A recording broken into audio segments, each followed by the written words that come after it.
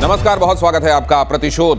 भारत ने एससीओ में, वहां जहां पाकिस्तान के खुफिया एजेंसी और वहां के एक तरीके से सुरक्षा सलाहकार भी मौजूद थे, भारत ने कहा कि ऑपरेशन सिंदूर जारी है और आतंकवाद के खिलाफ हमारा ये रवैया अब हमेशा रहेगा। ऑपरेशन सिंदूर हमेशा जारी समझिए, जब तक पाकिस्तान आतंकवाद से तौबा नहीं कर लेता। लेकिन आतंकवाद से तौबा पाकिस्तान, ये उम्मीद करना वैसे ही है जैसे ये उम्मीद करना कि वो पूंछ एक दिन सीधी हो जाएगी। वो इसलिए क्योंकि वहां एक और आतंकवादी ने सामने आकर खुलकर ये कह दिया है कि हमारा तो एस्टेब्लिशमेंट से खुला राब्ता रहता है, इसमें ऐसी कौन सी बात है जो दुनिया को पता नहीं है। इसके अलावा क्या हो रहा है इजराइल ईरान फ्रंट पर, क्या सीजफायर पूरी तरीके से लागू है? अगर नहीं तो ये इशारा क्या कर रहा है? क्या हो रहा है रशिया यूक्रेन के फ्रंट पर, और उधर प्रतिशोध की स्थिति कहां तक पहुंची है आपको बताऊंगा। लेकिन पहले ये खबर देखिए, उसके बाद अपने मेहमानों से परिचय कराता हूं, उनसे भी बातचीत होगी। ईरान ने एटमी प्लान शुरू किया तो फिर से हमला करेंगे, कहा अमेरिका ने। नेटो समिट में मीडिया से बोले डोनाल्ड ट्रंप ने ईरान पर बमबारी और हिरोशिमा पर परमाणु हमले की तुलना की। ईरान के एटमी साइट्स पर अमेरिका ने किया था अटैक, न्यूक्लियर प्रोग्राम से हटने के लिए तैयार नहीं है वो, कहा ट्रंप ने।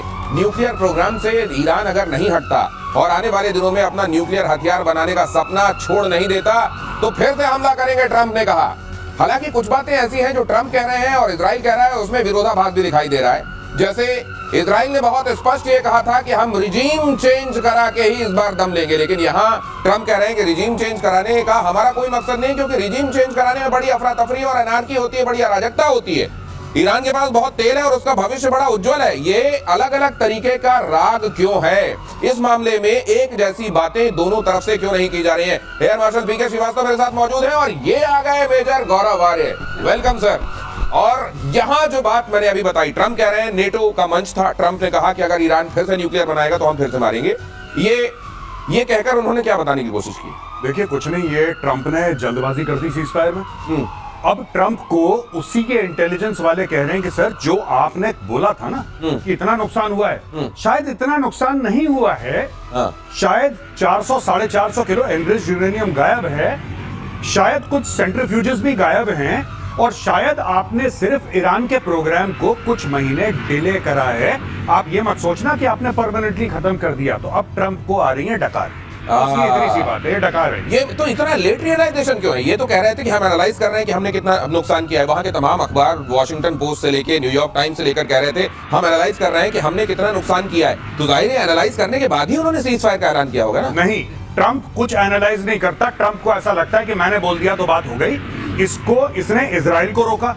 इसने सबसे ज्यादा, ट्रंप ने जो नुकसान करा है इजराइल का करा है, क्योंकि आपने अटैक भी करा, आपने हमला भी करा, आपने अपने वो GBU 57 भी मारे, और उसके बाद आपने एक सीजफायर भी कर दिया। और आपके ऑब्जेक्टिव क्या था?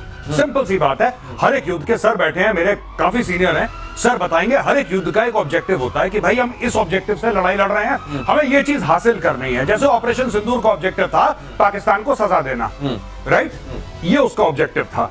अब आपका ऑब्जेक्टिव मिडनाइट हैमर का क्या था? मिडनाइट हैमर का ये ऑब्जेक्टिव था कि ईरान को न्यूक्लियर जो उसकी फैसिलिटी है उसको बर्बाद कर दो। तो इनको यही लगा एक बार कि हो गया ये।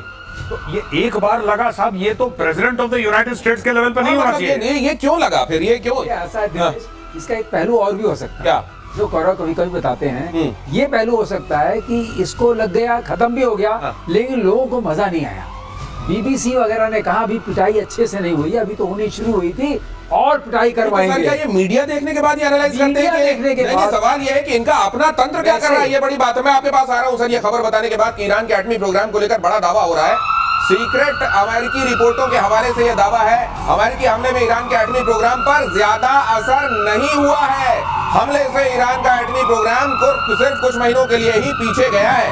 हालांकि ट्रंप ने इन हमलों को शानदार कामयाबी बताते हुए दावा किया था कि ईरान के एटमी ठिकाने पूरी तरह से तबाह हो गए हैं। और इस बीच इजरायली सोर्सेज के हवाले से भी कहा जा रहा है कि फोर्डो प्लांट पर अमेरिकी अटैक के नतीजे सेटिस्फैक्टरी नहीं रहे। तो ये काहे का मिडनाइट हैमर था? ये देखिए, बात ये एल्यूमिनियम का हैमर था क्या? एल्यूमिनियम का, ये गत्ते का था। गत्ते का था ये एल्यूमिनियम का हैमर। देखिए साहब, प्लान बहुत अच्छा था।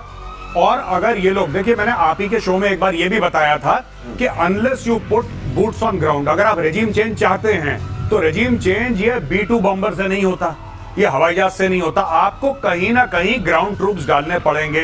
आपको ग्राउंड पे लोग डालने पड़ेंगे जो ग्राउंड पे आके सब कुछ करेंगे फिजिकली। अगर आपको रिजीम चेंज करना है, किसी को अगर ये डाउट है कि सिर्फ B2 बॉम्बर से आप GBU 57 गिरा गिरा के आप रिजीम चेंज कर देंगे और खुमैनी भाग जाएगा, ऐसा ना होने। नहीं तो ये तो कह रहे हैं कि हमको रिजीम चेंज नहीं करना था। इन्होंने तो अभी अभी ये कहना शुरू कर दिया हम तो रिजीम चेंज करना ही नहीं चाह रहे मैं थे। एक बात बताऊं आपको, आप ये देख लीजिएगा, अगर ट्रंप में अकल होगी तो एक हफ्ते के अंदर यही बोलेगा जो मैं बोल रहा हूं। क्यों कह रहा हूं, मैं इसका भी लॉजिक दे देता हूं। क्योंकि भाई रेजिम चेंज आपने करा नहीं, 400 450 किलो एनरिच्ड यूरेनियम आपका हवा में, किसी को पता ही नहीं, सेंट्रीफ्यूजेस गायब हैं, किसी को पता नहीं, तो भाई फिर आपने ऑपरेशन करा क्यों? आपको ऑपरेशन तब करना चाहिए था जब सब कुछ खत्म हो जाता, तब आप बोलते ओवर। इसको पीछे से आगे मुड़िए।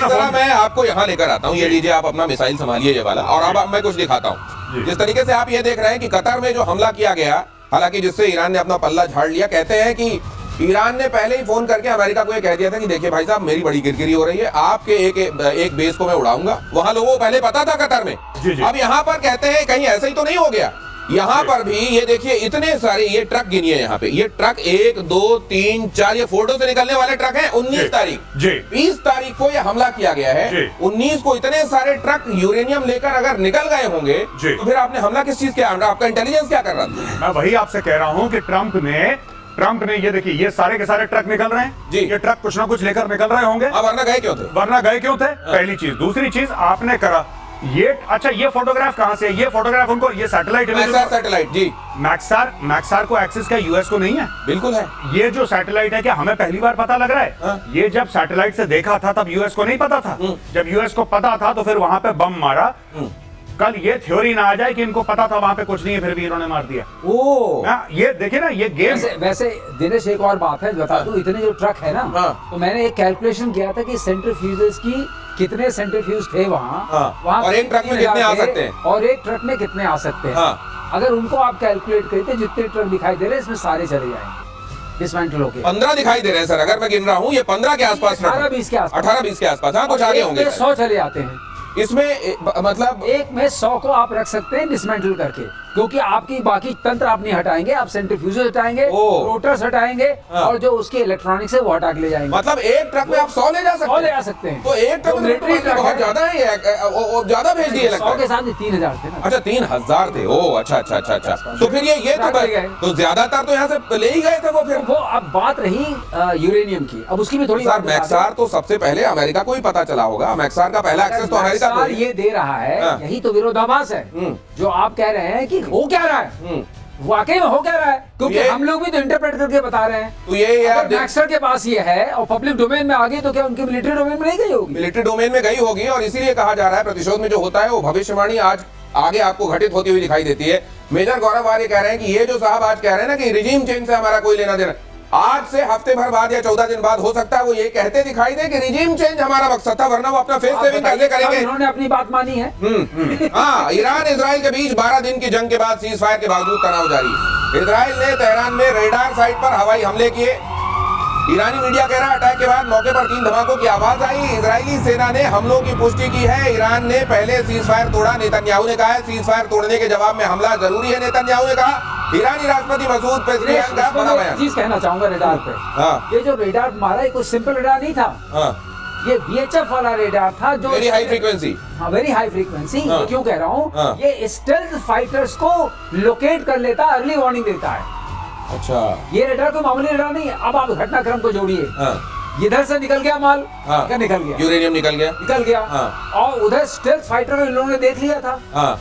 इसका मतलब ये रेडार अगर वहां एक्टिव था, ये एक रेडार है रेजोनेंस रशियन, उसके उस पर बना हुआ है, और ये गादर रडार है। तो मतलब इन्होंने वक्त से देख लिया था बॉम्बर आ रहे हैं, लेकिन उसमें रेजोल्यूशन नहीं होता है मारने का। अच्छा, देख तो लेता है, देख ले तो अलर्ट तो कर ही दिया। 1100 किलोमीटर दे सकता है, 300 किलोमीटर की आप ये कह रहे हैं कि उधर से बॉम्बर्स ने उड़ान भरी, इधर इनको पता चल गया कि बॉम्बर्स आ रहे हैं, इन्होंने टाइम रहते यूरेनियम वहां से खाली किया और वहां पर फिर बॉम्ब गिरे तो क्या हासिल होगा? ओ, तो ये है बड़ी तस्वीर, इसको समझिए।